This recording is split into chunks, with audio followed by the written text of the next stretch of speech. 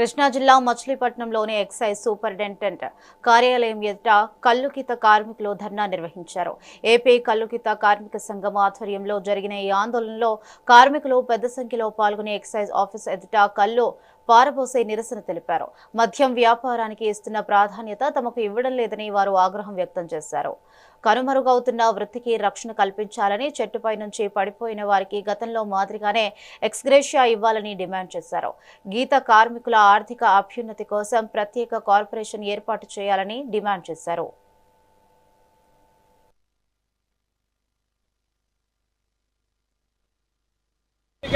రక్షణ ఏర్పాటు చేయాలి. మన రాష్ట్రంలో నేరా పరిశ్రమను ఏర్పాటు చేయాలి. నేరా పరిశ్రమను పునరుద్ధరించాలి.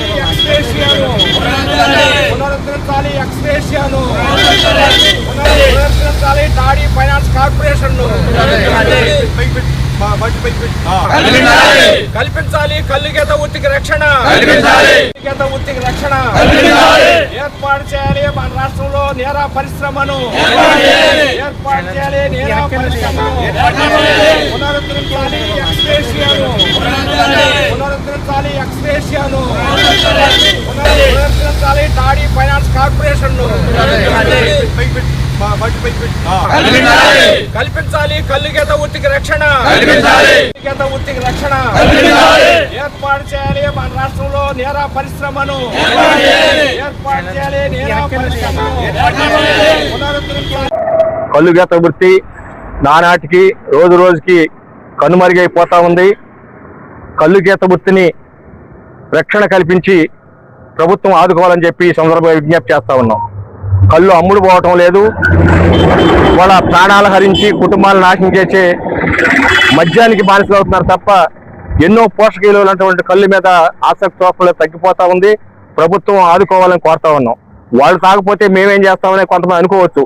1994లో ఎన్టీ రామారావు గారు మద్యం జాబితా నుండి కళ్ళుని తీసేసి ఆనాడు మన సైంటిఫిక్ గా రుజువు చేసి కళ్ళులో పోషకాహారాన్ని 0.1% కూడా మద్యం లేదని చెప్పి ఆనాడు ఎన్టీ రామారావు గారు రుజువు చేసి కళ్ళును ప్రోత్సహించారు.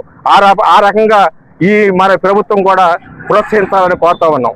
రెండోది వాళ్ళ రాష్ట్రంలో గతంలో కల్లుగీత కార్మికులు సెటిల్మెంట్ పడిపోతే 3 రకాలుగా ఎక్స్ప్రెస్ ఇచ్చేవాళ్ళు. 1 చనిపోయిన వాళ్ళు, 2 వికలాంగులు, 3 తాత్కాలిక వికలాంగులు. అంటే శాస్త్రీయ వికలాంగులు, తాత్కాలిక వికలాంగులుగా 3 రకాలుగా ఎక్స్ప్రెస్ ఇచ్చేవాడు ఎక్సైజ్ డిపార్ట్మెంట్ ద్వారా. కానీ ఈ రోజు దురదృష్టం ఏంటంటే 2 సంవత్సరాలుగా కానీ 3 సంవత్సరాలుగా కల్లుగీత కార్మికులు అనేక మంది చెట్టుమెంచి పడిపోతే, ఉదాహరణకి యేసుబాబు అని ఉల్లిపాయల్లో చెట్టుమెంచి పడిపోయాడు. ఒక్కడికి ఎక్స్ప్రెస్ ఇవ్వటం లేదు. మత్స్య కార్మికులు ఇచ్చారు మొన్న. ఇట్లాగే పడవల వల్ల ప్రమాదం జరిగితే కానీ సంతోషమే. కానీ మేమేం చేసాం? గీత కార్మికులు కూడా అనేక కుటుంబాలు ఈదులు పడితే ఆదుకోరా? ఆ రకంగానే ప్రభుత్వం ఆదుకోవాలని కోరుతా ఉన్నాం.